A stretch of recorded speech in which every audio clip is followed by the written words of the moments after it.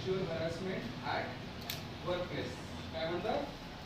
Prevention of बरं. आता मी दुसऱ्या याच्यात the sexual harassment of women at workplace prevention prohibition act 2013.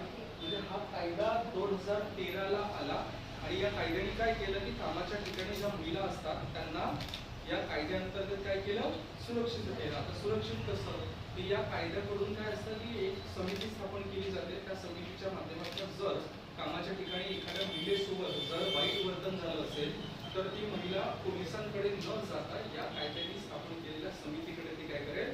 स्वतःची तक्रार नोंद करेल. आता तुम्हाला कामाचं ठिकाण काय असतं ते आता माहिती नाही, कारण तुम्ही आता काय आहात? विद्यार्थी आहात. पण आता एक सांगायचं झालं तर तुमच्या वसतिगृहामध्ये पहिलं पद कुणाचं आहे? महिला गृहपालाचं आहे. मग त्या गृहपाल मॅडम तुमच्या तिथे असताना त्या काय करतात? त्यांचं काम करतात. म्हणजे त्यांच्यासाठी कामाचं ठिकाण कोणतं आहे? वसतिगृह. तुमच्याकडे ज्या महिला कर्मचारी आहेत, स्वयंपाकी, कापू असतील, साफसफाई करणारे असतील, त्यांच्यासाठी तुमचं वसतिगृह काय? कामाचं ठिकाण आहे ना. घर कसं असणार आहे? त्या तर तिथे कामाच्या निमित्ताने गेला ना, त्यांचं घर वेगळं. आता इथल्या भाषेत इथे जी ताई आता एक फिरत होत्या माहिती आहे, कर्मचारी महिला, त्या इथे काय करतात? काम करतात. म्हणजे त्यांच्यासाठी हे काय आहे? कामाचं ठिकाण आहे. अच्छा, बरं त्या कुठे गेल्या? बाहेर गेल्या. म्हणजे आता येऊ शकतात नाही 5 मिनिटात? कारण महिला कर्मचारी तुमच्या वसतिगृहात कोणी आहे का? लेडीज त्या एकच आहेत मॅडम. या ज्या आल्या म्हणजे अजून असं नाही झालं पाहिजे. तर काय होतं मग अशा वेळेला असं व्हायचं की आता हे झालं वसतिगृहाच्या स्ट्रक्चरमध्ये. आता तुम्ही सगळ्या जणी कॉलेजेसला जाता, तू कॉलेजला जाते, सगळे जातात. तुम्हाला सगळे पुरुषच सर शिकवतात का? महिला शिक्षिका पण असतात.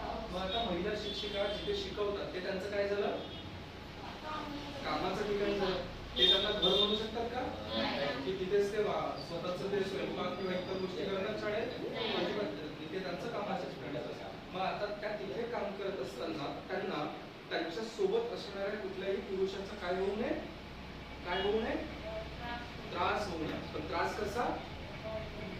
वाईट स्वरूपाचा त्रास होऊ नये म्हणून तिथे काय केलं जातं? अशा कायद्याअंतर्गत समिती स्थापन केली जाते. ती समिती काय करते तर तिथे त्या महिलेला सुरक्षित कामाचं वातावरण देते. आता या समितीने या कायद्याने 2 समित्या स्थापन केल्या. एक समिती जिला ICC म्हटलं जातं. काय म्हटलं जातं? ICC. म्हणजे I म्हणजे इंटरनल, C म्हणजे कंप्लेंट आणि C म्हणजे कमिटी. Internal complaint committee. आता ही ICC कुठे असते? तर ज्या कामाच्या ठिकाणी 10 पेक्षा अधिक किंवा 10 अशा महिला कर्मचारी असेल तर तिथे या कायद्याच्या कलम 3 नुसार कोणती समिती स्थापन केली जाईल? कोणती? ICC. काय आहे ICC चा long form? Internal complaint committee. याला मराठीत अंतर्गत तक्रार निवारण समिती असं म्हणतात. आता इथे या समितीचं स्ट्रक्चर समजून घेताना या समितीमध्ये 4 लोक असतात. पहिला या समितीचा अध्यक्ष असतो. तो अध्यक्ष त्या कामाच्या ठिकाणी असणारी सगळ्यात वरिष्ठ पदावरची महिला अध्यक्ष असते. आता आपण याला असं समजू की तुमच्या वसतिगृहामध्ये 10 पेक्षा अधिक महिला कर्मचारी आहेत किंवा 10 महिला कर्मचारी आहेत. आता पहिली महिला कर्मचारी जी आहे ती शासनाने दिली. तुमच्याकडे कोण आहे? गृहपाल आहे. तुमच्याकडे 4 महिला कर्मचारी या स्वयंपाकी आहेत. किती झाले आता? 5. आणि इतर 5 ज्या महिला आहेत त्या कुठल्याही कामाच्या निमित्ताने तुमच्याकडे आहेत. एकूण किती झाल्या? 10. आता जर तुमच्याकडे 10 महिला कर्मचारी आहेत तर तुमची मॅडम तिथे काय करू शकते? ही या कायद्याअंतर्गत जी समिती आहे ती स्थापन करेल. आता त्या कायद्याचा अध्यक्ष कोण असेल? समितीचा अध्यक्ष कोण असेल? गृहपाल मॅडम. का असेल? कारण की त्या सगळ्यांमध्ये कोण आहे? वरिष्ठ पदावरची महिला कर्मचारी. बरोबर आहे की स्वयंपाकी सगळ्यात वरिष्ठ पदावरची आहे? कोण आहे सर्वात वरिष्ठ? आता कर्मचारी म्हणतो म्हणजे स्वयंपाकी म्हणतात तर हो कशाला म्हटलं? लक्ष नाही आहे तुमचं? लक्षात घ्या. वसतिगृहाच्या जर आपण स्ट्रक्चर मध्ये लक्षात घेतलं तर त्या वसतिगृहाचा सगळ्यात पहिला वरिष्ठ अधिकारी कोण असतो? गृहपाल असतो. बरोबर आहे. मग त्याच्या खाली जी लोक कर्मचारी असतात की त्यांच्या खाली खाली येतात ना, मग लिपिक असेल, मग त्याच्यानंतर शिपाई असतील, त्याच्यानंतर इतर स्वयंपाकी असतील, ही लोक कोण येतात? त्यांच्या खालच्या पदावरती येतात. मग डायरेक्ट लिपिक त्या पदाचा किंवा त्या समितीचा अध्यक्ष होईल का? नाही. आता तुमच्याकडे 10 महिला आहेत. मग कायदा असं म्हणतो की कलम 3 नुसार जी अंतर्गत तक्रार निवारण समिती जी आहे की त्या कार्यस्थळावरती सापडवते. त्याच्यामध्ये वरिष्ठ महिला पदाधिकारी जी असते त्या समितीचे अध्यक्ष असते. त्याच्यानंतर दुसरी महिला की त्या ठिकाणचीच जी त्या अध्यक्षाला वाटेल की महिला त्याच्यामध्ये सदस्य असते. तिसरी त्याच्यामध्ये एक तर पुरुष त्या मॅडम घेऊ शकतात. जर तुमच्याकडे एखादे शिपाई दादा असतील किंवा कुणी असेल तर ती पुरुषही घेऊ शकते. आणि चौथा सदस्य त्या समितीमध्ये बाह्य संस्थेतनं घेतल्या जातो. आता बाह्य संस्थेतनं काय तर आता ज्योतीमध्ये किंवा आजूबाजूच्या ठिकाणी तुमच्या मॅडमच्या एखाद्या परिचयाचे कुणी ॲडव्होकेट असतील किंवा एखादी समाजसेविका असेल जी या कायद्याच्या संदर्भात काम करते तर त्या महिलेला ती काय करेल त्या समितीमध्ये घेईल. बऱ्याचदा असं असतं की 3 महिला वेगळ्याही घेऊ शकतात आणि बाह्य संस्थेतनं तुम्ही पुरुष सुद्धा त्या समितीमध्ये घेऊ शकता. किती महिला असतात समितीमध्ये? किती? 10 महिला जर कर्मचारी असतील तर तिथे ती समिती स्थापन होते. आणि जर ती समिती तयार करायची असेल तर त्याच्यामध्ये किती सदस्य लागतात? 4 सदस्य लागतात. काय सांगितलं मी? पण मी वेगळं काय सांगितलं? जिथे समिती स्थापन करायची तिथे काय लागतं? 10 महिला कर्मचारी असाव्यात किंवा त्यापेक्षा जास्त असाव्यात. हा झाला पहिला क्रायटेरिया. त्याच्यानंतर समिती स्थापन केली. समितीत लोक घ्यावे लागतील ना. याला घ्यावं लागेल, त्याला घ्यावं लागेल, तिला घ्यावं लागेल. किती लोक घेता येतात? 4. किती? 4. बरं, आता किती महिला असाव्यात त्याच्यासाठी समितीसाठी? 10 असाव्यात. आणि समितीच्या आतमध्ये सदस्य किती असले पाहिजे? 4. मग आता सगळ्यात पहिला सदस्य कोण असेल? अध्यक्ष. गृहपालपेक्षा वरिष्ठ पदाधिकारी. बरोबर आहे. कोण? वरिष्ठ पदाधिकारी. आता तुम्ही हे वसतिगृहाच्या अनुषंगाने जर समजून घेत असाल तर तिथे पहिला अधिकारी कोण असतो? गृहपाल असतो. पण हे जर तुम्ही तुमच्या शाळेच्या अनुषंगाने समजून घेत असाल तर तुमच्या शाळेची जर मुख्याध्यापिका ही महिला असेल तर ती त्या समितीची कोण असेल? अध्यक्ष असेल. पण जर आपल्या शाळेचा मुख्याध्यापक हा पुरुष असेल तर त्याच्या खालोखाल जी वरिष्ठ पदाधिकारी शिक्षिका असेल किंवा इतर कोणी असतील तर ती त्या समितीमध्ये काय असेल? अध्यक्ष असेल. पुन्हा लक्षात घ्या, समिती स्थापन करण्यासाठी 10 पेक्षा अधिक महिला कर्मचारी लागतात. आणि समिती जर स्थापन करायची असेल तर त्या समितीच्या आतमध्ये 4 सदस्य असतात. त्याच्यामध्ये पहिला हा वरिष्ठ अधिकारी असतो, महिला कर्मचारी, दुसरे 2 सदस्य असतात आणि तिसरा सदस्य म्हणजे चौथा सदस्य हा बाह्य संस्थेतनं घेतला जातो. हा झाला एक क्रायटेरिया. आता याच्या नंतर एक परत कायद्याच्या कलम 4 मध्ये एक समिती आहे ज्याला स्थानिक तक्रार निवारण समिती म्हणतात, ज्याला लोकल कंप्लेंट कमिटी म्हणतात. आता ही कमिटी कुठे काम करते तर ही कमिटी तुमच्या तालुक्याच्या ठिकाणी, आता जसं जिंती आहे, जिंती हा तालुका आहे, इथे तहसील कार्यालय असेल ना, तहसील किंवा जिल्हा बालचं कार्यालय असेल, त्या ताई या बसा जिल्हा महिला बालच्या कार्यालयात ही समिती काय असते? स्थापन. कोणती समिती? स्थानिक तक्रार निवारण समिती. कोणती समिती? निवारण समिती. Local complaint committee. काय? Local complaint committee. 2 समित्या. पहिली कोणती? पहिली ICC आणि दुसरी LCC. काय काय?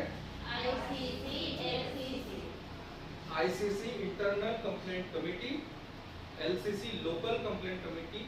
ICC ही 10 पेक्षा अधिक महिला असतील तिथे स्थापन होते आणि LCC जिथे फक्त आणि फक्त एक महिला जरी असेल तरी तिथे ही स्थापन होते. पण ती तिथे स्थापन होत नाही, तिथे ती काय होते? लागू होते. आता एक साधं उदाहरण की आता तुमच्या वसतिगृहाला 10 पेक्षा अधिक महिला कर्मचारी नाही, पण जर समजा तुमच्या त्या महिला कर्मचारी आहेत किंवा तुमच्या मॅडम आहेत, त्या काम करत असताना एखाद्या तुमच्या पैकी कुणाच्या वडिलांनी त्यांना त्रास दिला असेल तर त्या मॅडम काय करतील? त्याची तक्रार कुठे घेतील? लोकल कंप्लेंट कमिटीकडे घेतील, म्हणजे कुठल्या तहसीलच्या कमिटीमध्ये जातील. पण जर त्यांना असं वाटतं की मला लोकल कमिटीकडे नाही जायचं, मला 10 पेक्षा अधिक महिला जिथे असतात त्या समितीकडे जायचंय, तर त्यांना जी समिती लागू होते ती चंद्रपूरच्या प्रकल्प अधिकारी कार्यालयाची असते. ती समिती कुठे लागू होते? चंद्रपूरच्या PO कार्यालयाची. आता 2 समित्या तुमच्या लक्षात आल्या. एक लोकल कंप्लेंट कमिटी जी तहसीलदाराच्या ऑफिसमध्ये असते ते जिल्हाधिकारी स्थापन करतो आणि दुसरी समिती जी नियोक्त्याला स्थापन करावी लागते. आता तुम्ही म्हणत असाल तर आम्ही तर कुठेच काम करत नाही, आमच्या आई पण कुठे काम करत नाही, तिला काय लागू होतं? तर जेव्हा एखादं सामान्य स्त्री जी कामाच्या ठिकाणीही नाही आणि जे कोणतंही काम करत नाही त्या महिलेवर जर अशा प्रकारचा कुठलाही लैंगिक छळ झाला असेल तर तिला पोलिसांकडे तक्रार द्यावी लागते आणि मग तिथं तिला भारतीय न्याय संहितेची कलम 75 आणि कलम 79 जे ती लागू होते. आता तुम्ही बऱ्याचदा ज्योतीचं ठिकाण फिराल तर तुम्हाला एखाद्या झेरॉक्सच्या दुकानमध्ये, मेडिकलमध्ये मुलगी दिसते का काम करताना? मुली काम नाही करत की इकडे कुठे काम करतात?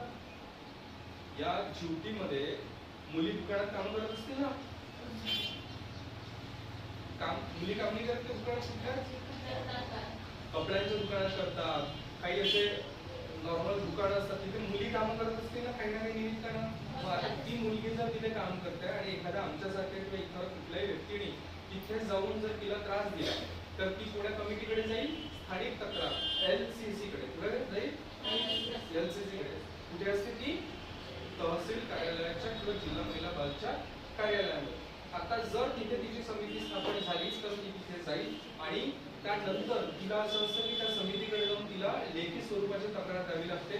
ती लेखी स्वरूपाची तक्रार दिल्यानंतर समिती काय करते? 90 दिवसांच्या आत त्याच्यामध्ये तपास करते आणि समोरचा व्यक्ती हा जो कोणी त्याच्यामध्ये आरोपी असेल त्याला ती समिती त्या नियोक्त्याला म्हणजे त्या दुकानदाराला निर्देश देते त्या व्यक्तीला शिक्षा देण्यासंदर्भात. आणि अशा अनेक ज्या गोष्टी आहेत. आता याच्यामध्ये जे लैंगिक छळ आहे, आता तुम्ही नेहमी इकडे तिकडे बघत असाल की लैंगिक छळ म्हणजे काय होतं. तर या कायद्याने केलेल्या व्याख्येमध्ये असं म्हटलं आहे की जर एखादा व्यक्ती तुमच्याकडे बघून जाणून बुजून जर शिट्टी वाजवत असेल, गाणं म्हणत असेल किंवा तशा प्रकारचा तुमचा कुठल्याही प्रकारचा पाठलाग करत असेल तरीही तो लैंगिक छळ या कायद्याने काय केलाय?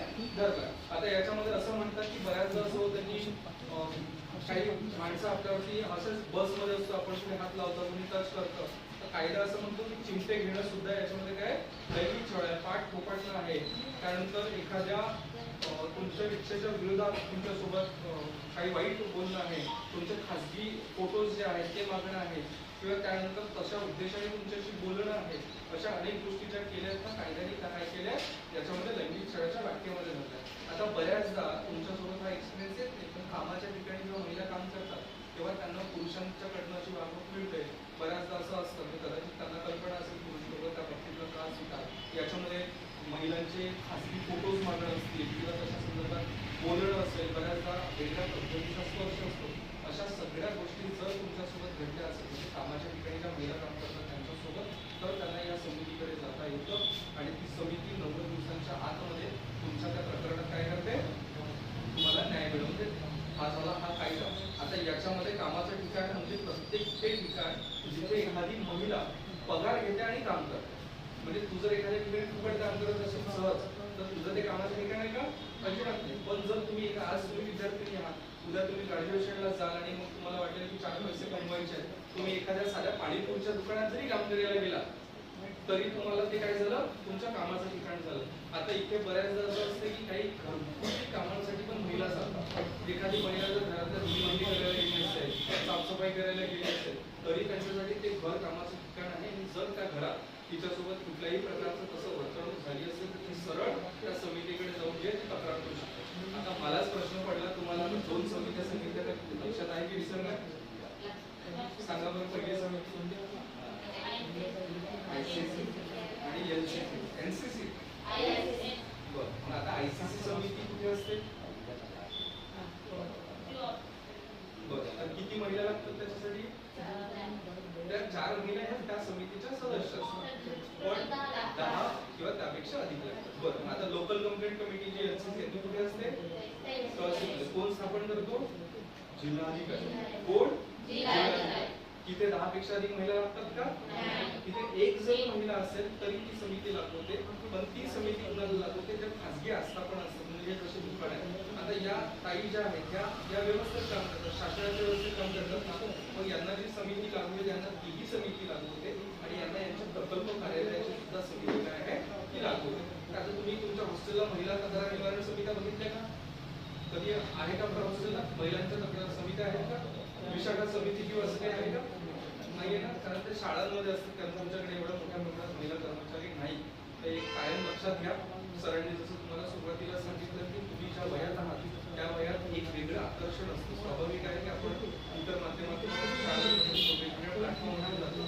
तुम्हाला असे अनुभव असतील की एखाद्या मुलाला तुम्ही आवडलात म्हणून तो तुमचा पाठलागही करू शकतो. तुम्हाला तो आवडो की नाही आवडो, तुम्ही त्याला ओळखत असाल किंवा ओळखत नसाल, तुम्ही आता शाळेत पायदळ जाता, माझा तुमच्या वसतिगृहापासून कॉलेजला पायदळ जाईपर्यंत एखाद्या मुलाची नजर गेलीच तुमच्यावर तर तो तुम्हाला बघणार नाही का?